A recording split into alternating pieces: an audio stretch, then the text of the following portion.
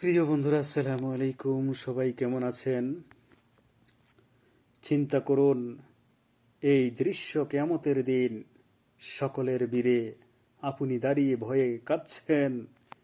এমন এক সময় এমন এক সময় পিছন থেকে আপনার নাম ধরে মধুর কণ্ঠে ডাক দিলেন।